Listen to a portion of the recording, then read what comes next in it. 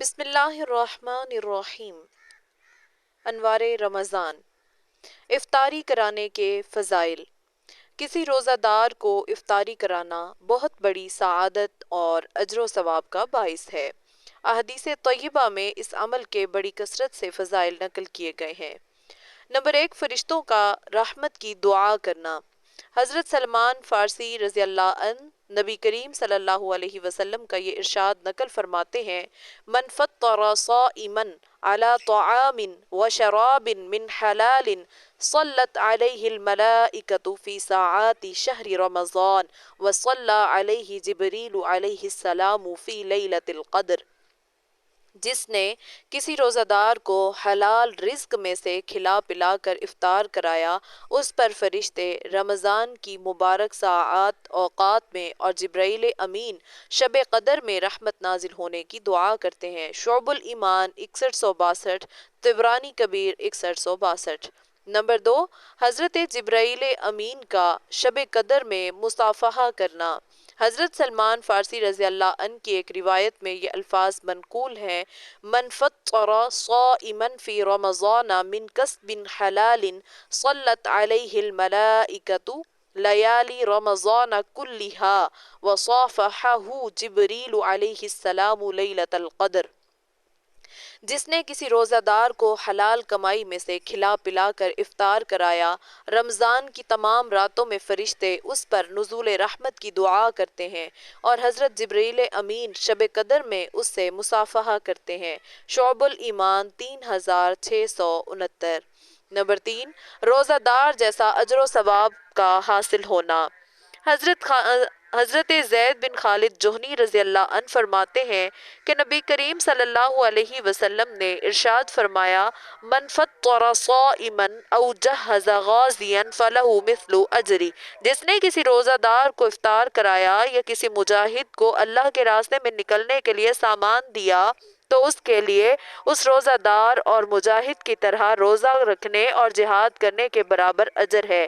شعب الایمان 3667۔ حضرت ابو ہریرہ سے مروی ہے کہ نبی کریم صلی اللہ علیہ وسلم ارشاد فرماتے ہیں: من فطر صائما فاطعمہ وسقاہ کان لہ مثل اجری۔ جو شخص کسی روزہ دار کو افطار کرائے اور اسے کھلائے اور پلائے تو اس کے لیے اس روزے دار کے جیسا اجر و ثواب ہے۔ شعب الایمان 3668۔ نمبر 4، گناہوں کی مغفرت اور جہنم سے خلاصی۔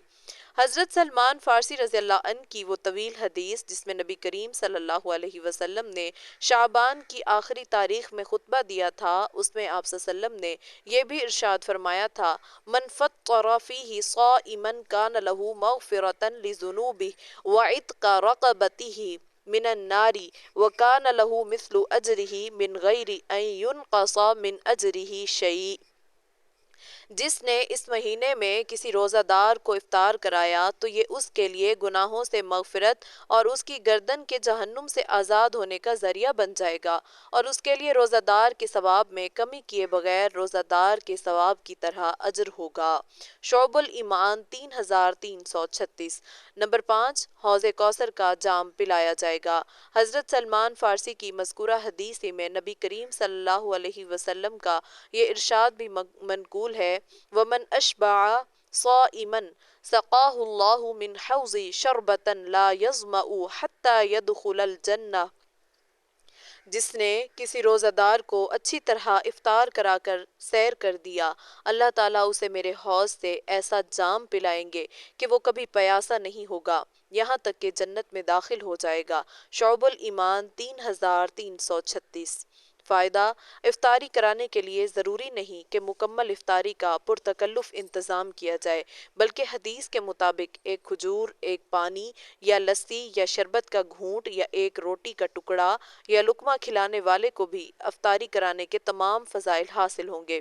چنانچہ نبی کریم صلی اللہ علیہ وسلم نے جب کسی روزہ دار کو افطار کرانے کے فضائل بیان کیے تو حضرت صحابہ کرام نے آپ صلی اللہ علیہ وسلم سے دریافت کیا کہ یا رسول اللہ، ہم میں سے ہر شخص کے پاس اتنی وسعت نہیں ہوتی کہ کسی روزہ دار کو افطار کرا دے، تو وہ کیسے یہ فضیلت حاصل کر سکتا ہے؟ آپ صلی اللہ علیہ وسلم نے ارشاد فرمایا: یعطی اللہ هذا الثواب من فطر صائما على مذقة لبن او تمرة او شربة من ماء، یہ ثواب اللہ تبارک و تعالی اس شخص کو بھی عطا فرما دیں گے جو کسی روزہ دار کو ایک گھونٹ لسی پلا کر ہی افطار کرا دے، یا ایک کھجور ہی سے افطار کرا دے، یا ایک گھونٹ پانی ہی پلا دے۔ شعب الایمان 3336۔ ایک اور روایت میں ہے کہ کسی نے دریافت کیا کہ یا رسول اللہ، اگر یہ بھی کسی کے پاس نہ ہو تو؟ آپ صلی اللہ علیہ وسلم نے ارشاد فرمایا فَلُقْمَةُ خُبْزٍ أَوْ كِسْرَةُ خُبْز، آپ نے ارشاد فرمایا روٹی کا ایک لقمہ یا روٹی کا ایک ٹکڑا بھی کھلا دینا کافی ہے۔ شعب الایمان 3669۔ افطار کرانے والے کو یوں دعا دینی چاہیے، کسی کے ہاں دعوت کھائیں یا افطاری کریں تو اس کا شکریہ ادا کرنا چاہیے، جزاک اللہ خیرن کہنا چاہیے، اور حدیث کے مطابق مدرجہ ذیل دعا دینی چاہیے افطر عندكم الصائمون وأكل طعامكم الأبرار وصلت عليكم الملائكة، اللہ کرے کہ آپ کے پاس روزہ دار افطار کریں، آپ کا کھانا نیک لوگ کھائیں، اور فرشتے آپ پر رحمتیں بھیجیں۔ ابو داؤد 3854۔